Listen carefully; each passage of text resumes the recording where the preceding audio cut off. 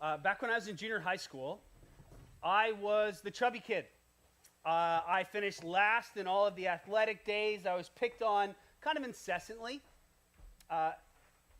And I got invited to join the local, midget football team. And I didn't know anything about football. I just thought it was cool that maybe I got to wear some pads, and so I showed up. And I loved it. I loved everything about it. I love the hard work. I love the conditioning. I love the hitting. I love the strain. And, of course, they threw me in on the O-line. And we were terrible, but I loved it. And around the same time, I had a growth spurt, and I lost, a lot of that weight. And the rest of my high school life was radically different. And I credited a lot of that to football. And so I gave my life to football for years, for 5 years. I gave myself to it. It didn't matter what it cost, how hard it was. Remember, I played in Canada, so it was often very cold. We played in the snow and in the ice. It didn't matter. I loved it, and I gave myself to it, despite the fact that it messed up my fingers regularly, that I had constant strained muscles. I have countless concussions. I know that explains way more than I want to admit. And it even led to the point where I blew out my knee. But I was so unwilling to not play. I was willing to give everything to it that I went against doctor's orders, and I taped my knee, and 2 weeks after tearing my ACL, I played again, only to then have my knee collapse mid-game and shred everything in it. Even this morning, I think it was God giving me a little wink and a nod. This morning, I came limping into church because 25 years later, my knee still hurts. I still have issues. I might still need surgery.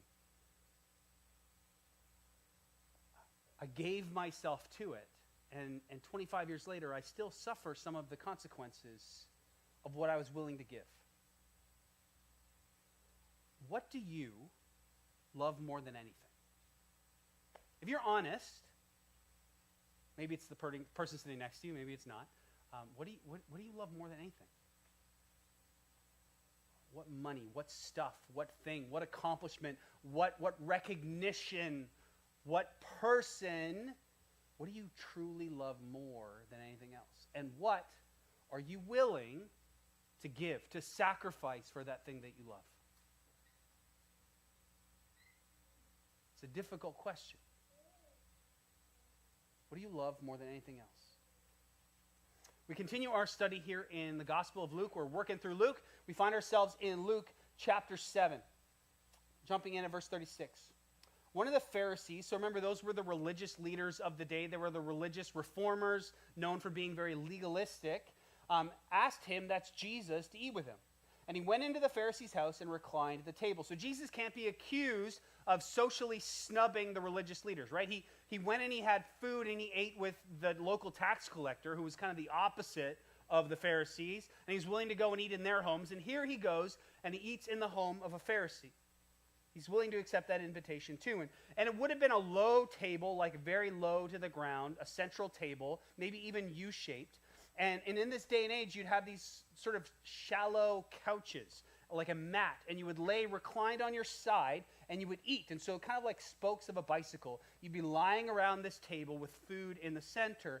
And Jesus is invited to this home of a Pharisee. And you kind of wonder, they're already super hostile to Jesus. They already don't like him because he doesn't fit their idea of who God is. He's made some pretty huge claims. They're hostile towards him. So, what was the motivation for this dinner? What was it, reconciliation? Is it a trap? Is it just this cold opportunity to kind of get to know him more? There's got to be this sense of awkwardness at this dinner as they sit around the table. And behold, a woman of the city who was a sinner, when she learned that he was reclining at the table in the Pharisee's house, brought an alabaster flask of ointment. So it was common. It's a little weird to us to think. It was common in this day, if you had a festival or a feast, it was common to allow poor people into your home, and they would sort of sit or stand along the edges of a room, and they would wait for the banquet to be done, and then they could come in and eat the scraps and the leftovers. It's a custom we don't really understand. But so there's this woman of the city. We don't know for sure, but probably based on the context, she's probably a prostitute. she hears that Jesus is in the home of a Pharisee, and the Pharisees would have had open scorn over a prostitute, over a woman like this. And she so wants to see Jesus that she goes into this home and she brings with her this expensive jar of perfume. And standing behind him at his feet, weeping, she began to wet his feet with her tears and wiped them with the hair of her head and kissed his feet and anointed them with ointment.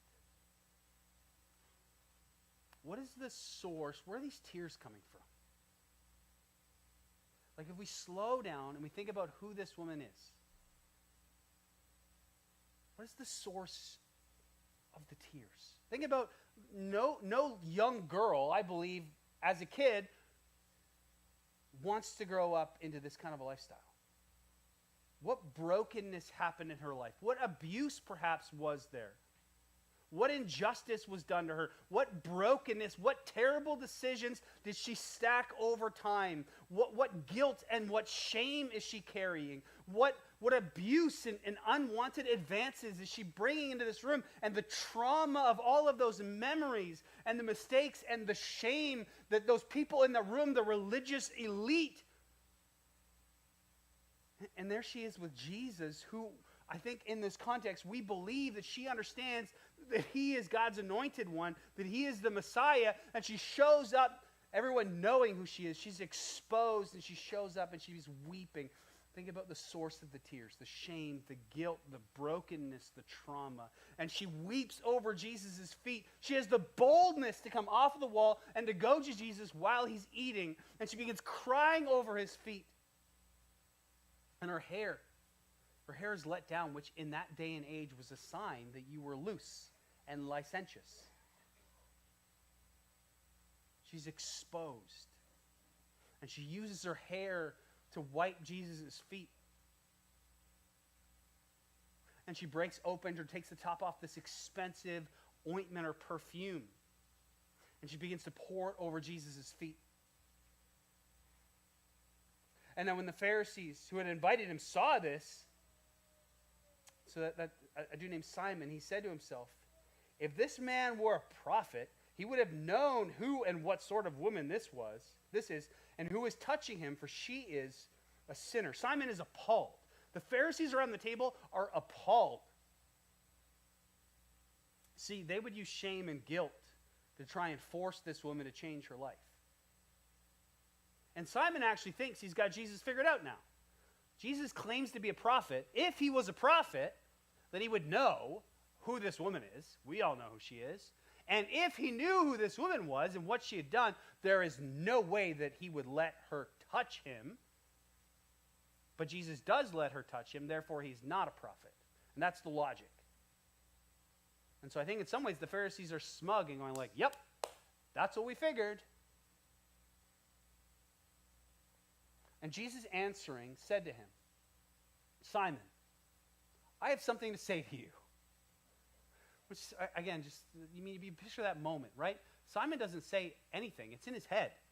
He's doing the math. He's doing the logic in his head. He's writing Jesus off. And as Jesus' feet are being wiped, and there's this weeping woman at his feet, and the Pharisees are scorned and, shocked by this, Jesus just looks and, hey, Simon, I have something to tell you.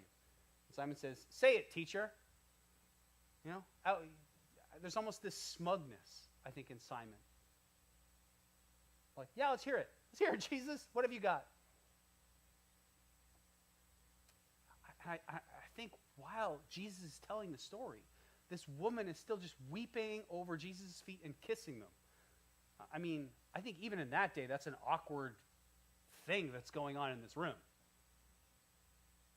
Jesus is letting it happen, and he's telling them the story. A certain moneylender had two debtors. One owed 500 denarii, and the other 50. A denarii was 1 day's average wage. So 500 denarii is like $100,000. Today, the equivalency would be like $100,000. One owes $100,000 of debt, and the other owes $10,000 of debt. And when they couldn't pay, he canceled the debt of both. Now, which of them would love him more? And Simon answered, The one, I suppose, for whom he canceled the larger debt. And he said to him, you have judged rightly. That's one of Jesus' more simple proverbs and questions. It says, one dude owes $100,000 to the bank. The other owes $10,000 to the bank. The bank forgives both debts. Who is more grateful? The person who owed more money, I guess. Then turning towards the woman, he said to Simon, do you see this woman? I entered into your house, and you gave me no water for my feet. But she has wet my feet with her tears and wiped them with her hair. It was common practice that if you went to someone's house, not just take your shoes off, but it was common practice that the host would provide water to wash the dirt and the muck and perhaps even the dung from the streets off of your feet. But Simon doesn't do that. So you even get this coldness of hospitality, that Jesus is there, but it's maybe even begrudging. They don't really care that he's there. Jesus says, Simon, I came into your house. You didn't even give me water, but look at this woman. She is wiping my feet with her tears. You gave me no kiss, but from the time I came in, she has not ceased to kiss my feet. It was common practice that you would greet someone warmly with a kiss, usually on the cheek or the head, like they still do in many cultures around the world. Jesus walks into Simon's house. He gets no kiss. It's cold. But this woman is kissing his feet. You did not anoint my head with oil, but she has anointed my feet with ointment. Common practice, again, you would walk into somebody's home as a guest, and they would take a little bit of olive oil and anoint your head. It was like a common blessing. It was a custom of the day.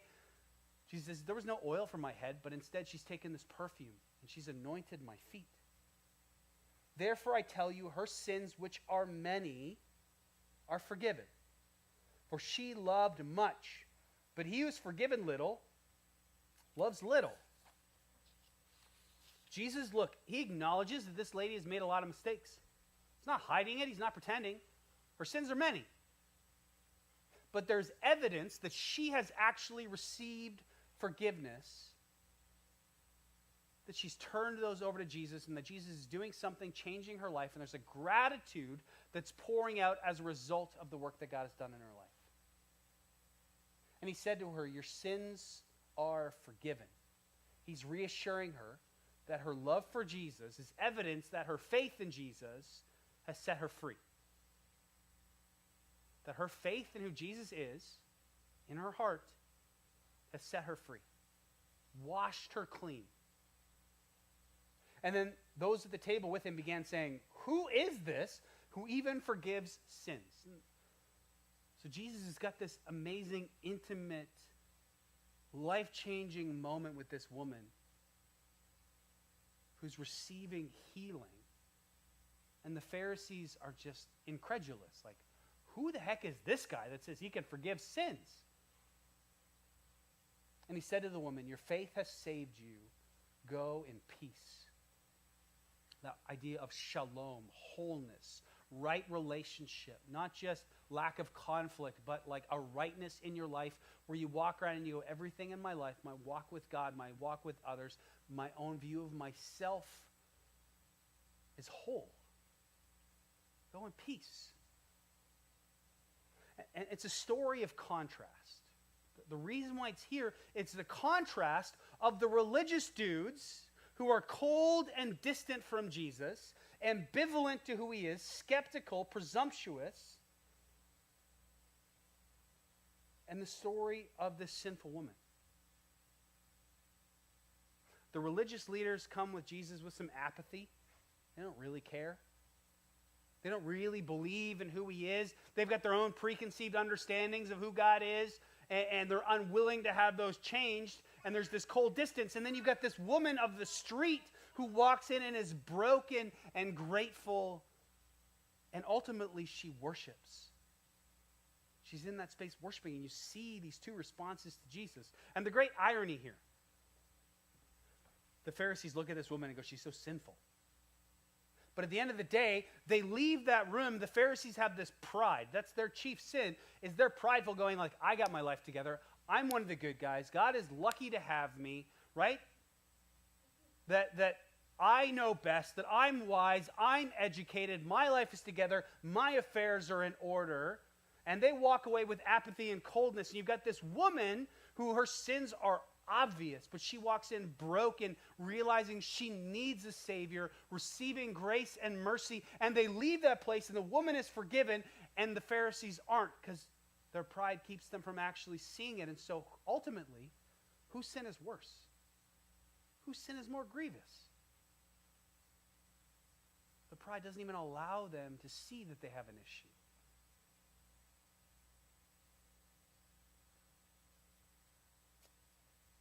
Which of these two, represented here in Luke 7, which of these two more represents your relationship with Jesus? Do we have kind of this cold, distant, kind of apathetic understanding? We, begrudgingly invite him to dinner and we show up to church. Or are we more like the woman who's broken and just weeping over the mercy and the grace? It's ultimately an act of worship. What does our worship look like? Now, we've done ourselves in some ways a disservice by calling this worship. It is, but worship is more than just singing other people's songs to God. Worship is about what we offer or give to the things or ones that we love. That's worship. What are you willing to sacrifice? What are you willing to give? When I was in junior high school and high school, I loved football and was willing to give my life to it. I was worshiping. It's not a matter of whether or not you worship. It's always a question of what you are worshiping. When you think about the thing that you love most in your life, what are you willing to sacrifice for it? What time, what money, what effort, what thought are you willing to spend on it? And it's an act of worship. It's not whether or not we worship, it's what we worship. And whether or not the things that we worship actually are good for us. If you want to see a modern day act of worship, just watch the World Cup. A secular act of worship. Especially some of those like European countries who would consider themselves, more enlightened than worship. They paint their faces. They spend thousands of dollars for a ticket. They're emotionally invested. They're singing the songs and the chants. They're worshiping. They're giving up time and money and affection. What are you worshiping? And is it good for us?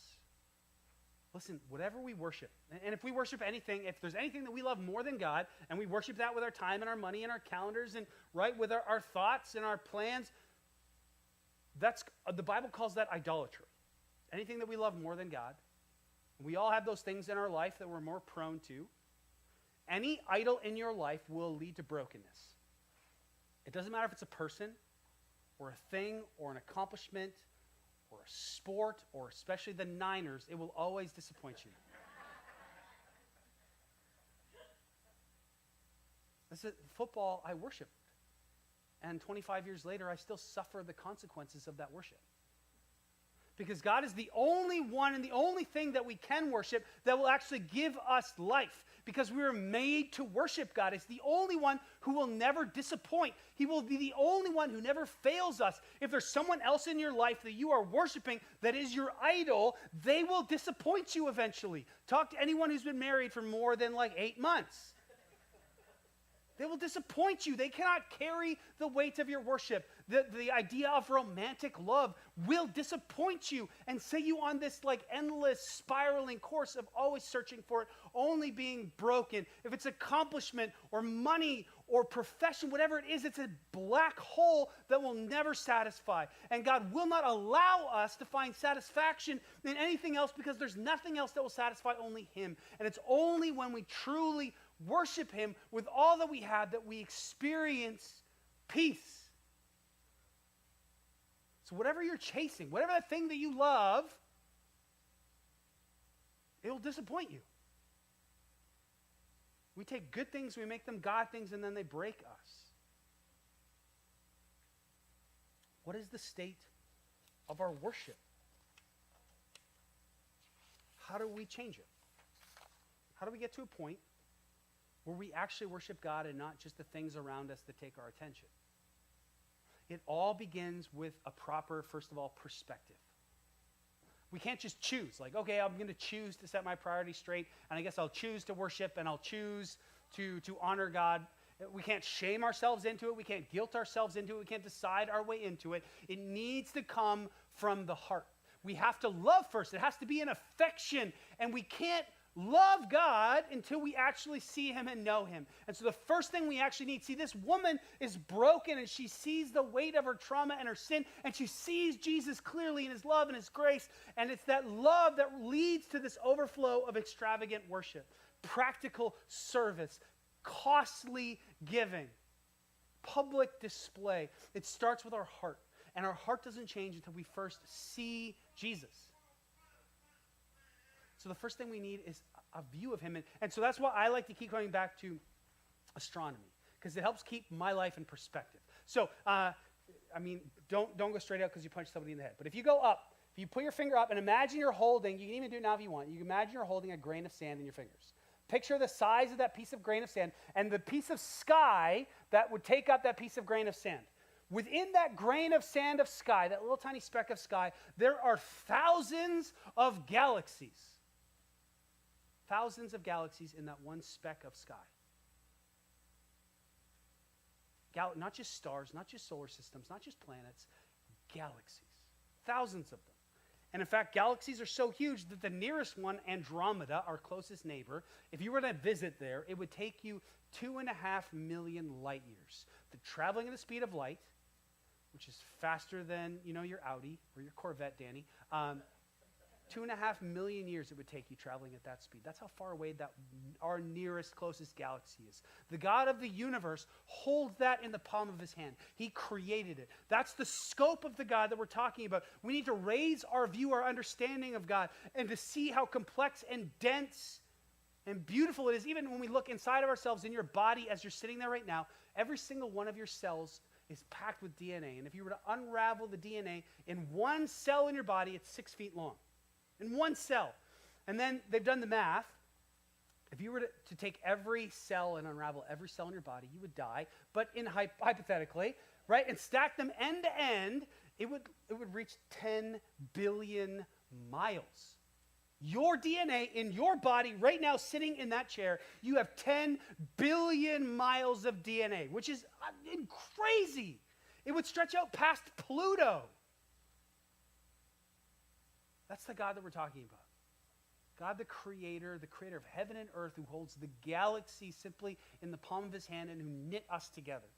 But then we take a view of ourselves and we usually think we're pretty good, right? We think we're decent people, but God sees us at our worst. He sees not just our behavior, but he sees our heart. And not only that, he sees what we would do if some of the social constraints were stripped away. He sees our heart and the greed and the violence and the lust and the anger and the jealousy. He sees all of it. And it's an affront to him. The Bible says that in our sin, God hates sin, that we are all sinners, and that he detests it. He sees us destroying ourselves. He sees us destroying other people in gossip and in slander and selfishness. And it's like he sees us as that teenager who sprays obscene graffiti on the side of a kindergarten. That's what we do to his creation.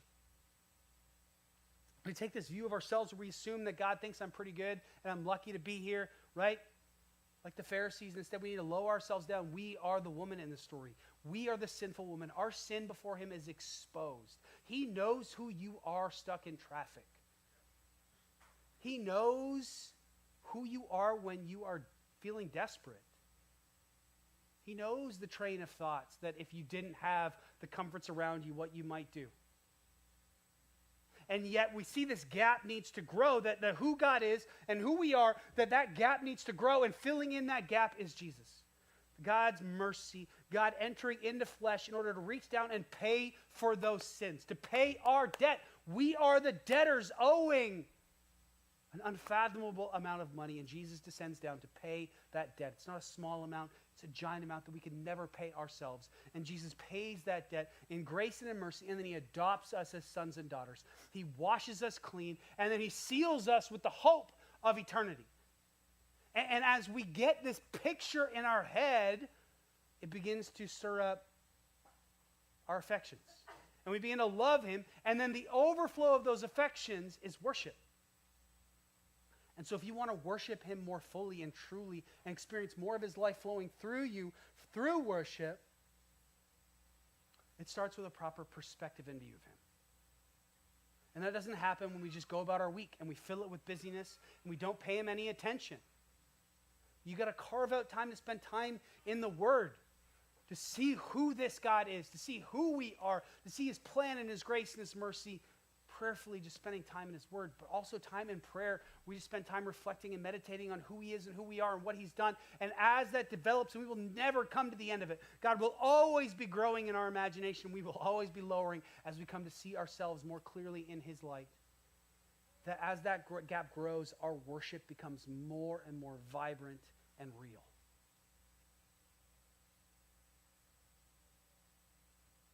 And as long as we think that our debt is small, our love and our worship will be small.